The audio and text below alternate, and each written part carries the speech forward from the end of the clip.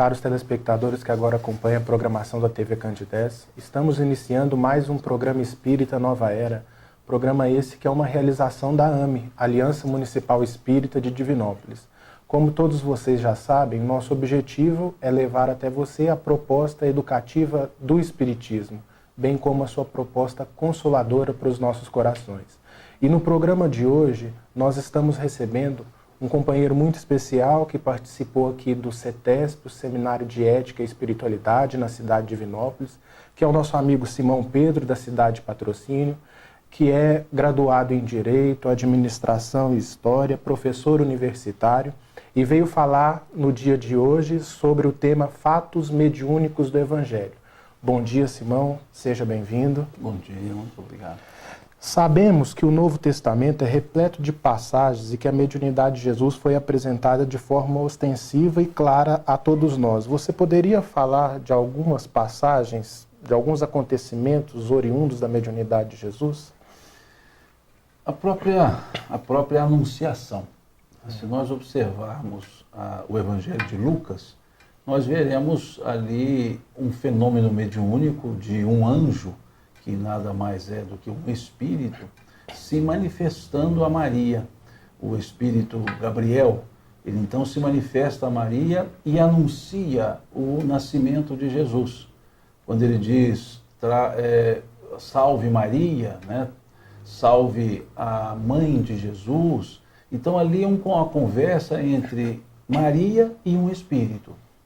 Nós temos o anúncio do nascimento de João Batista, que era primo de Jesus, que se dá por vias oníricas, que nós chamamos de mediunidade onírica, que foi Zacarias sendo avisado em sonho.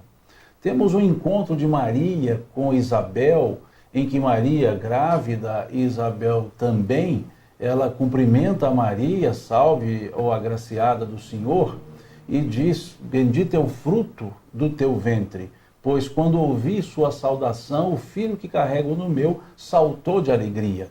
Então veja as percepções espirituais, as percepções mediúnicas. Temos o próprio anúncio do nascimento de Jesus feito pelos anjos aos pastores. Quando eles dizem aos pastores, trago-vos novas de grandes alegrias, pois na cidade de Davi vos nasceu o Senhor, Jesus o Salvador. Então veja que antes mesmo do nascimento de Jesus, temos os fenômenos mediúnicos. O nascimento, depois os magos da visitação, ou dessa visitação que eles são avisados em sonhos. Mais uma vez, a mediunidade onírica, para que voltassem da visitação por outro caminho. Depois as passagens de Jesus em que ele conversa com os espíritos, conversa para admoestar os espíritos, como temos, por exemplo, a passagem do endemoniado gadareno, que Jesus dialoga com um espírito assim chamado no Evangelho, um espírito maligno, e ele chega a Gadara e entabula um diálogo, esse espírito dizendo a Jesus, ó Senhor, filho de Davi, por que vieste nos atormentar antes da hora, antes do tempo? Mostrando um claro processo que nós chamamos no Espiritismo de obsessivo, desse espírito para com aquele homem cujo nome não aparece nos evangelhos, ele é chamado de um endemoniado gadareno. Temos passagem, por exemplo, de um pai que procura por Jesus, dizendo que seu filho foi tomado por um espírito maligno e que ora ele caía na terra, ora ele se jogava no fogo, e que já havia procurado os discípulos de Jesus para cuidar desse filho. E eles não haviam conseguido.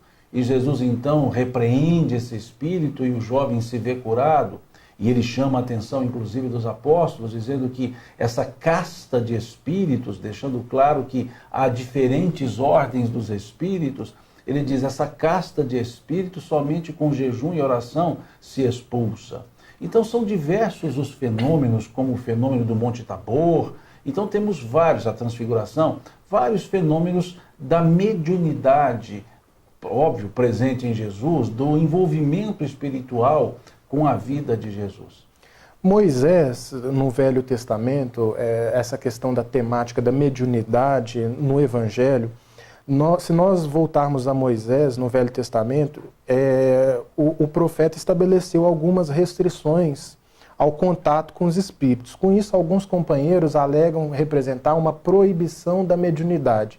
Observando a vida de Jesus marcada por um estreito contato com o mundo espiritual, não haveria uma contradição, já que ele disse não vim destruir a lei?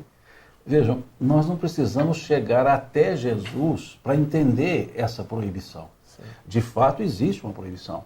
Moisés, ele não recomenda, ele proíbe. Sim. E dizer o contrário é não ler o texto bíblico. No Levítico, capítulo 20, no Levítico, capítulo 19, temos uma proibição. Sim. Ai de ti, se vos dirigires a um evocador de mortos. Virarei meu rosto contra vós e vos banirei da face da terra. Isso está escrito lá no Levítico, sim, capítulo 20. No Deuteronômio, capítulo 18, nós temos escrito também uma proibição. Não se ache no meio de ti quem faça passar pelo fogo o seu filho ou sua filha, nem quem se dê aos algoros, a magia, o feiticismo, a evocação dos mortos, pois o Senhor abomina tais práticas. Então, há de fato a proibição. O que não se observa quando se traz essa ideia da proibição é perguntar o que se está proibindo. Sim. Se é o contato com, aspas, os mortos, ou se é a forma do contato com esses mortos. E onde nós podemos buscar elementos para responder essa pergunta?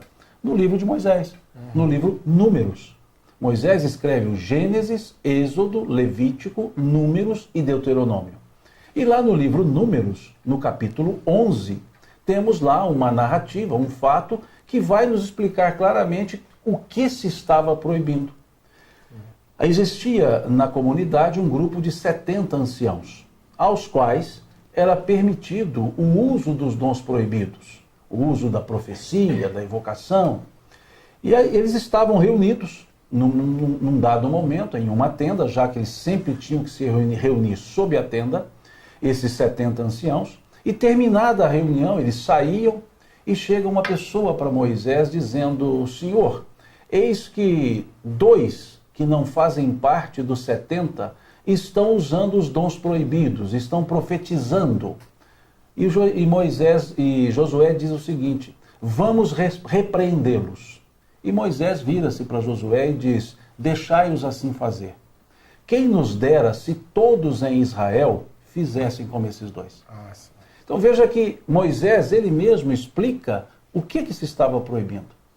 Não se estava proibindo o contato, estava se regrando a forma do contato, o objetivo do contato. Veja que esses 2, inclusive, são nominados. O texto diz: eis que 2 são eles, Eudade e Medade. O texto traz o nome dos 2. E eles não eram anciãos e tampouco fazia parte do grupo dos 70. E, no entanto, Moisés diz: quem nos dera se todos em Israel fizessem como esses 2. Então vejamos que Moisés permitia aos 70 e a esses 2. E a chave está quando ele diz: fizessem como esses 2. Então o proibido não era o que, era o como, era a forma, era o objetivo. Pois as pessoas tratavam essa relação com os mortos, aspas, com os mortos, de uma forma leviana. Banal, né? Banalizando. Há que se lembrar que é um povo que havia saído do cativeiro do Egito. Um povo que havia tradições míticas e tradições místicas naquele convívio politeísta do Egito. Uma constante manifestação das divindades, por assim dizer. Então Moisés tratava de apresentar regras e revestindo-as de poder divino, apresentava essas regras como o que? Para diminuir essa influência do período do cativeiro. Veja que a influência era tão forte que o tempo que Moisés ficou no Monte Sinai e desceu depois com as tábuas da lei, nesse ínterim, essas pessoas construíram um bezerro de ouro para cultuar. Tamanha a fixação cultural. Sim. Então Moisés tinha leis duras, leis mosaicas, revestidas de caráter divino, para que as pessoas deixassem de ter aquelas ideias politeístas. Então criou uma regra, uma série de proibições. Mas fica claro que a proibição do Levítico de 20 e do Deuteronômio 18, que são somente as duas, não se tratava do ato, se tratava da forma. Sim. Como aconteceu com Saul. Quando lemos o primeiro livro de Samuel, em que se narra a Saul consultando uma pitonisa, chamada pitonisa de Endor, e essa pitonisa evoca o espírito Samuel, a pedido de Saul. E Samuel admoesta Saul, como atreves a me chamar. Mas por que ele admoesta? Porque Saul evoca Samuel para fazer uma consulta sobre o resultado da batalha do dia seguinte. Sim. Ou seja, como ousas me chamar para motivos fúteis? Sim. Então esse é o elemento que foi proibido por Moisés.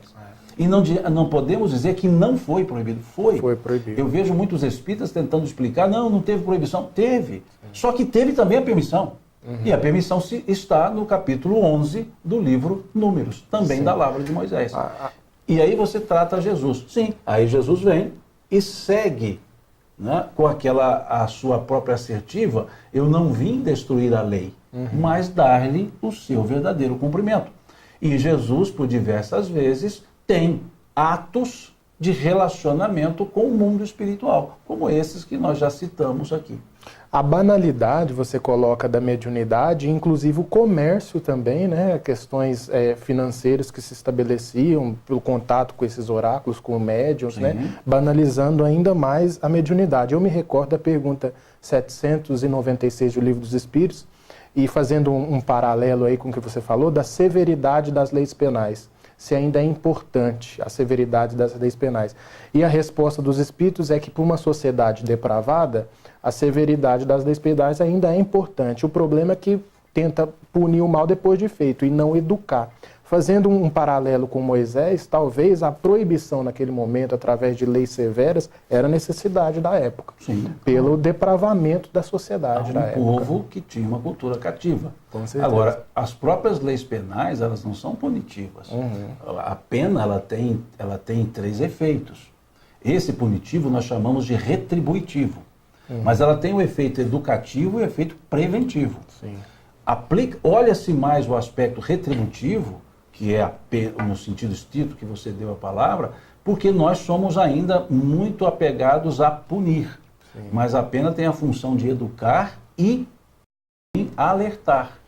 E a mesma lógica dos códigos. O código mosaico, ele é punitivo. A gente diz que as leis mosaicas, elas tratam a posteriori dos fatos. Há um fato e há uma punição. As leis que o Cristo trouxe são preventivas e educativas. Então, é o próprio processo da evolução da pena, da ideia de pena. Então, em Jesus não há pena, há o chamamento de atenção para o evitar. Moisés é para o punir. Então, são distintos os conceitos e, obviamente, leis mais duras. Moisés tem uma apresentação de Deus punitivo, Sim. Deus coercitivo, Deus que vinga, como vemos lá no capítulo 20 do Êxodo. Eu sou o Senhor teu Deus, que tirou do Egito, da casa da servidão. Não terás diante de mim nenhum outro Deus, nem a ele prestarás culto, pois eu sou um Deus ciumento. Em algumas traduções mais eufêmicas, sou um Deus zeloso, que puno a iniquidade dos pais nos filhos na 3ª e 4ª gerações. Era o Senhor dos exércitos. E Jesus fala de um Deus que ele chamou Abba. Abba significa papai. Então veja a diferença entre Moisés. Moisés é o Deus legislador, Jesus é o Abba, papai. Carinho, que dizia, quem de vós, se vossos filhos vos pedirem um pão, dará uma pedra. Se vos pedirdes um peixe, dará uma serpente.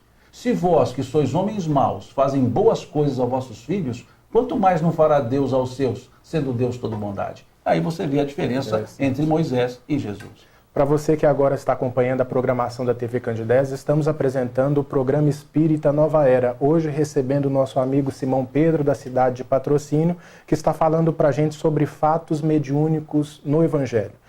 A pergunta seguinte, Simão, nos fala sobre o episódio da transfiguração de Jesus, que segundo as tradições ocorreu 40 dias antes da crucificação, na presença de alguns discípulos.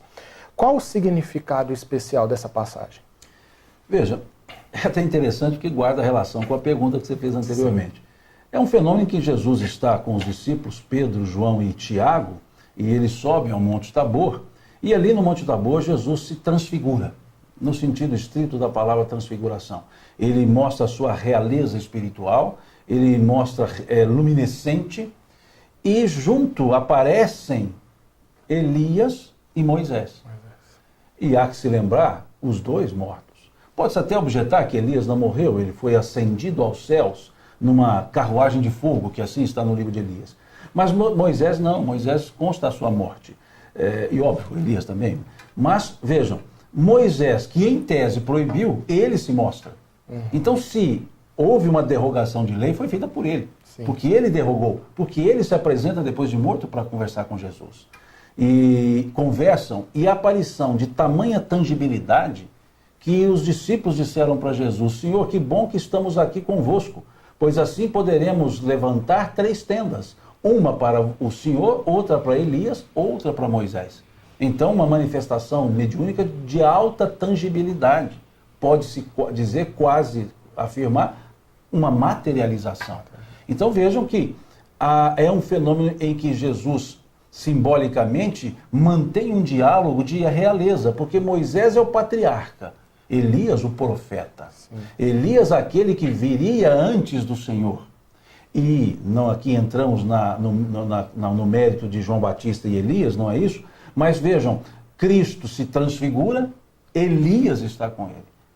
Cristo se transfigura, Moisés está com ele. Então ali Jesus se colocava junto ao patriarca e ao profeta, para mostrar a sua realeza espiritual. É um fenômeno significativo para o entendimento da dimensão espiritual do Cristo, de Jesus, um fenômeno significativo em termos de símbolo, pois trata-se de 2 símbolos referenciais para o povo judeu, para o povo hebreu. Com certeza. E Jesus foi médium do Criador do Universo na sua missão? Simbolicamente, sim. Né? Um médium de Deus, né? Vamos dizer assim. O que é médium? É um intermediário. Sim. É aquele que que funciona como um intermediário entre 2 pontos. Porque muitos companheiros questionam se ele estabeleceu contato com a inteligência divina diretamente. Veja, esse aspecto do contato, a gente chama isso de epifania. São diversas possibilidades de contato. Quando Jesus dizia, meu pai e eu somos um, óbvio que em símbolo, ele quer dizer que a sua mente estava intimamente ligada à mente de Deus. Nesse sentido humano que nós damos a ideia de ligação. Jesus, ele dizia, não faço a minha vontade, mas da vontade daquele que me enviou. Ele dizia, não falo de mim, mas do meu Pai que me enviou. Aquele que a mim me ouve, ouve a meu Pai. Então são elementos simbólicos, mas que mostram essa relação de Jesus e Deus. E é importante entender isso. Jesus, ele usava, por diversas vezes, ele se referia ao Pai e ele usava pronomes possessivos. Meu Pai, vosso Pai, nosso Pai. A língua aramaica a qual Jesus falava, uma língua limitadíssima. E ele abusava dessa língua. Então dizia, meu Pai é Deus na dimensão de Jesus. Meu Pai e eu somos um. Ou seja, como ele vê. Vosso Pai é como nós entendemos Deus. Que ele muito bem colocou quando ele disse, sede perfeitos como perfeito é o vosso Pai.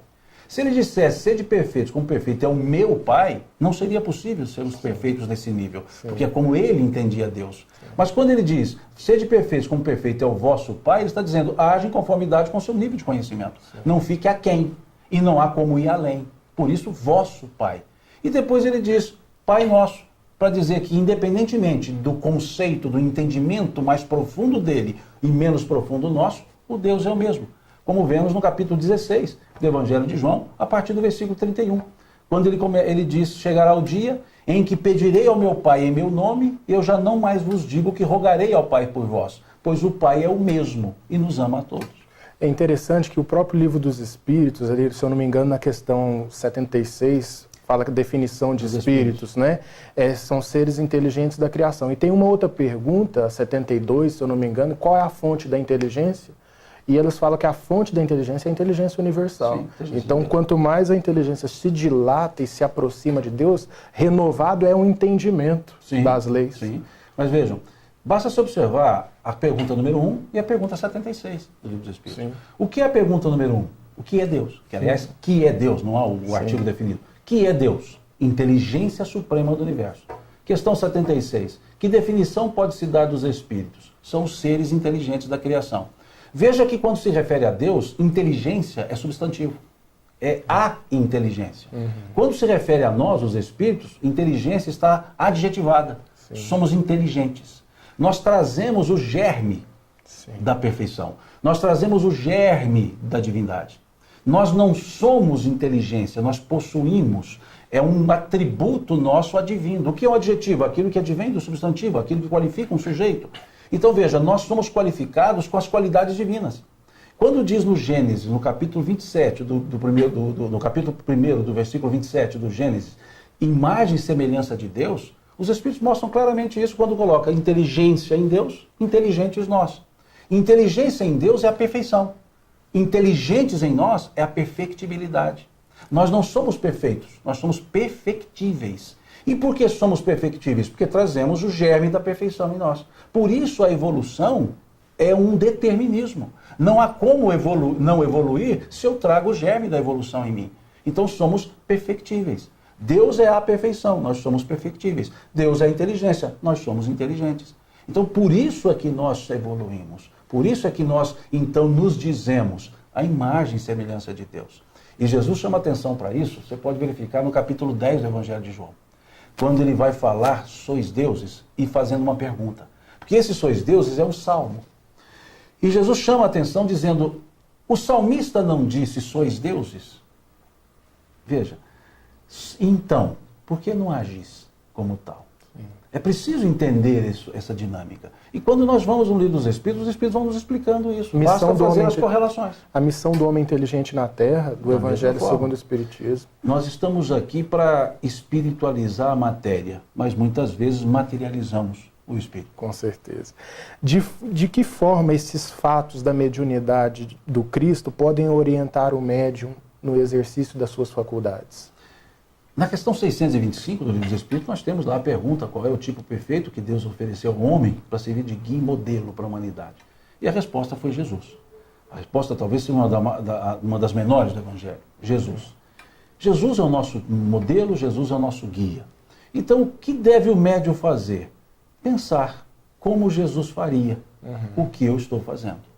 Como Jesus trataria as pessoas. Como Jesus se relacionaria com os espíritos, como Jesus seria o médium que eu sou. Se eu tomo isso por referência, eu começo a pautar minhas ações de uma forma tendente a ser melhor. Se eu começar a pensar como Jesus faria o que eu estou por fazer, eu tendo a tentar fazer de forma melhor. Então, espelharmos-nos em Jesus, que tratava a todos com uma consideração, não fazia acepção de pessoas, não fazia exigências prévias para cuidar das pessoas, que muitos espíritas têm esse hábito. Para distribuir uma cesta básica tem que obrigar a escutar o Evangelho primeiro. Ou seja, cobra uma taxa chamada escute a palestra para depois você receber uma cesta básica. Jesus não fazia isso. Ele, quando multiplicou os pães, ele não disse assim, olha, distribua só para quem ouviu o meu sermão. Ele disse aos discípulos, dai vós mesmos a eles de comer.